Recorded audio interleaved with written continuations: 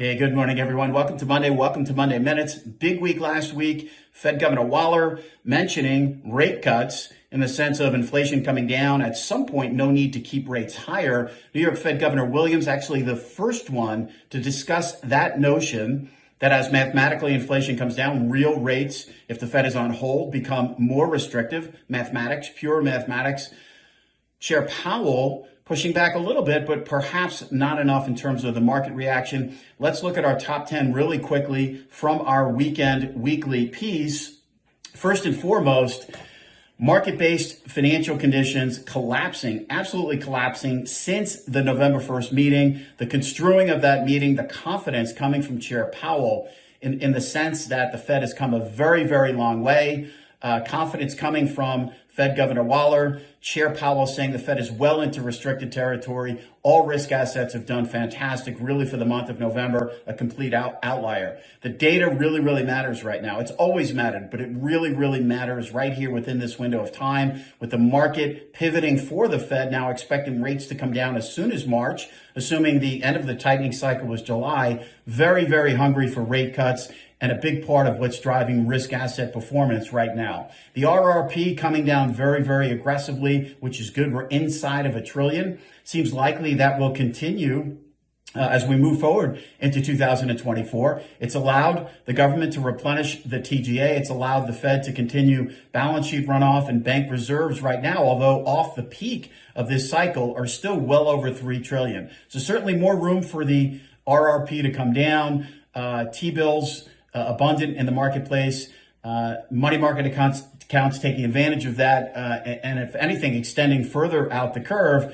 But at some point, as we do start to hit bank reserves, more specifically in 2024, the Fed's ability to continue that balance sheet runoff will come into focus in our view. Higher real rates on the long end, a necessary evil within this cycle where we've priced terminal too low along the way. And with every time that we've priced terminal at a certain level, whether it's 3.5%, 4%, rate cuts ensuing. The difference now with the rate cuts is the Fed is signaling that they are at terminal or very close to terminal, very similar rate levels to 2006, 2007. The market has more conviction now, certainly with the Fed signaling perhaps they're done with regard to the rate cuts, certainly getting more aggressive.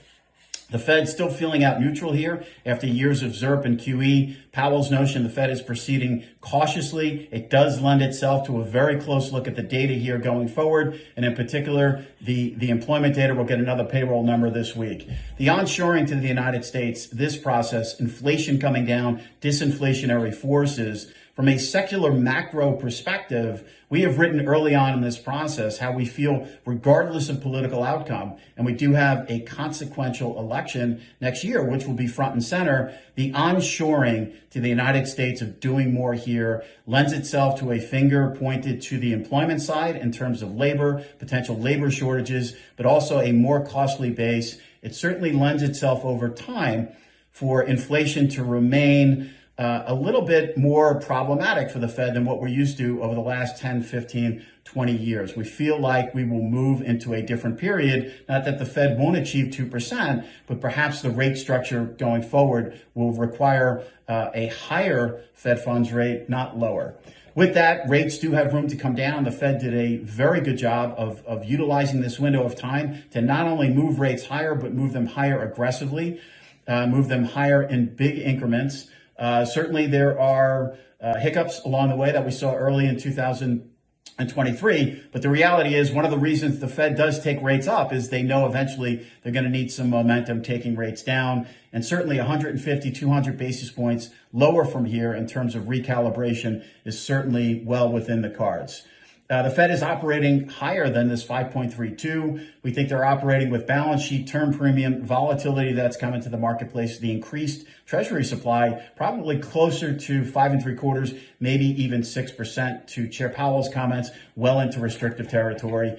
No rush unless the Fed is forced. We think it's a little tight. March of 2024, but we have seen the Fed pivot before, and we have seen the Fed pivot at the same time that they're saying they're not going to pivot. So we get it from a market perspective. For us, it's a little too tight. We're not saying the Fed won't bring rates down in 2024, but we do think the bar is high. We do think they will continue to use 13.3 if they need to, and try and separate this interest rate fight against inflation from any financial stability issues that come up along the way.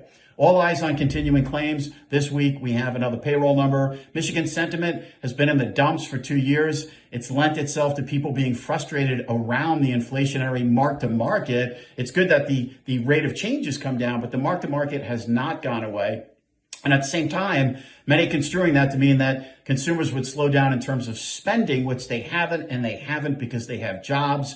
And that's the critical juncture we're at right here. Unemployment rate 3.4 to 3.9, expected to move higher. Keep a very, very close eye on continuing claims. They've been ticking up. They've ticked up now last week, very close to 2 million. Look at that mark as sort of a key indicator here. If we breach through that 2 million number, if these continuing claims do still move higher, the market's more than likely to get more comfortable with their rate cut scenario, and if anything, get more aggressive. Wishing everyone a great week ahead. I'm Greg Faranello. I'm head of U.S. rates for AmeriVet Securities.